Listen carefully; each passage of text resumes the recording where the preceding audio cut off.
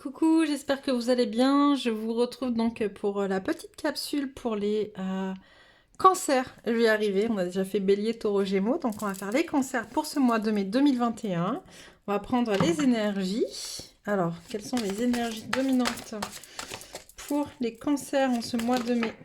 Ça fait un peu beaucoup. En ce mois de mai 2021, s'il vous plaît. Merci les guides de me donner les énergies dominantes pour les cancers en ce mois de mai 2021. Hop là, qu'est-ce qu'on a? Alors, est-ce que je suis bien? Oui, c'est bon. Hop là, bien cadré. Pour les cancers, on nous dit pour ce mois de mai, on a des cancers qui sont en train de vivre des schémas répétitifs. Vous êtes dans un cycle, d'accord? Un cycle qui se répète et qui se répète et qui se répète un peu sans fin. Il y a ce besoin justement de venir à un moment donné rompre ce cycle, d'accord? Sauf que pour rompre ce cycle, il faut avoir conscience de ce qui se passe. Il faut avoir conscience déjà qu'on est dans un schéma répétitif. Donc c'est pour ça la notion de la lucidité, d'accord? Prendre conscience de, regarder, ouvrir les yeux. Prendre conscience aussi, on me montre avec cette carte du joyau que vous offre cette expérience de ce cycle, de cette répétition. Peut-être qu'il y a des choses dont vous n'aviez pas compris jusqu'à présent. Et surtout, de la leçon que vous allez tirer de cette expérience. Ok? On a aussi cette notion de fusion qui revient pour vous les cancers. Dans le sens où, comment dire, il y a pour moi, de ce qu'on m'envoie, hein, donc vous me direz si ça vous parle ou pas, vous pouvez laisser en commentaire ce que vous vivez pour ce mois de mai, les cancers. Mais pour moi, il y a cette notion de dualité qu'on a pu retrouver aussi dans d'autres signes. Et qu'on retrouve dans beaucoup de personnes, hein, on est tous dans une forme de dualité. Mais là, c'est un peu comme si votre expérience, c'était pas vous. D'accord? C'est comme si vous ne vouliez pas entendre que vous faisiez partie de cette expérience répétitive, en fait, de ce schéma répétitif. Non, vous l'observez, vous êtes un peu un observateur au-dessus. Et là, on vous demande d'aller comprendre que finalement, cette expérience, elle se répète parce que elle fait partie de vous. Ok? Et on vous demande d'ouvrir l'œil, d'accepter de regarder avec beaucoup de lucidité ce qui se passe. Je sens que c'est un peu lourd pour les cancers. Hein. C'est... j'ai un peu de mal à respirer. Je pense que pour certains cancers, ce qui est en train de se passer est assez lourd, d'accord? Donc, n'hésitez pas à nous laisser en commentaire ce qu'il en est. Mais il y a un sacré ras-le-bol, un sacré... c'est bon, quoi, ça suffit. J'en ai marre, j'aimerais passer à autre chose. Mais pour pouvoir passer à autre chose, il faut que tu prennes conscience que ce schéma t'appartient. Et... comment dire? Et n'existe que parce que tu existes, d'accord? D'où la carte de la fusion, en fait. Vous êtes bien imbriqués l'un dans l'autre. Et là, il va falloir que vous ouvriez les yeux sur votre situation. On va aller prendre, hop, quelques cartes de la géométrie sacrée pour les cancers, s'il vous plaît. Pour compléter. Alors, qu'est-ce qu'on nous dit pour les cancers? Allez-y. Allez, encore une.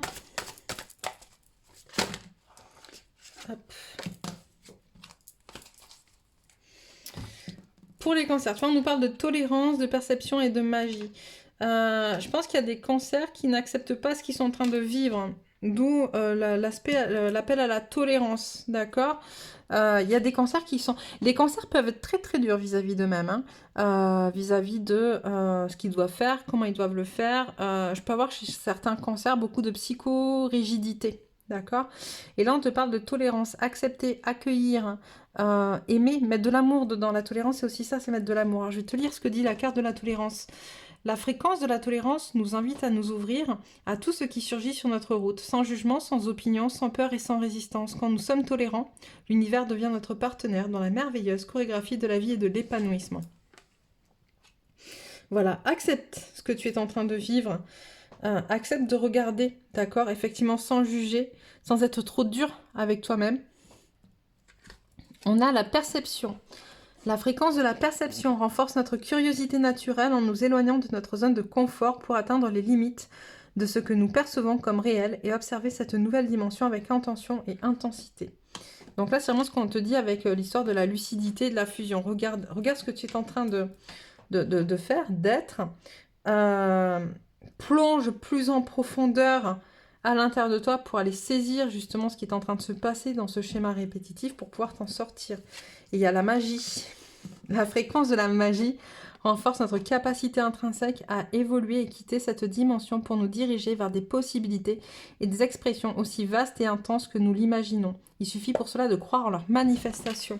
D'accord? Donc, je crois qu'on te pousse aussi à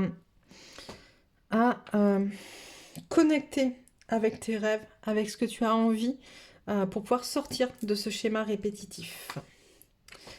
Ok pour les cancers. Je vais prendre un petit message pour les cancers.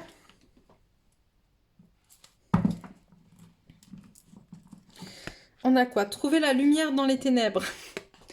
Même si parfois tout semble sombre autour de moi, je garde confiance en la vie.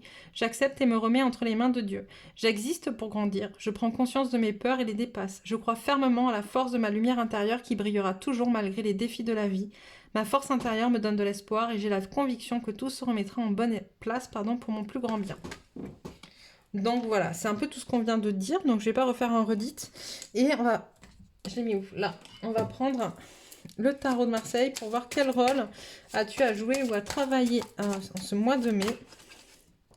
Le mat, l'énergie, la connexion à cette énergie première en fait, à celle qui donne l'élan, d'accord? Donc je pense j'ai beaucoup de cancers qui se sont peut-être, de ce qu'on m'envoie, j'entends endormis ces derniers temps.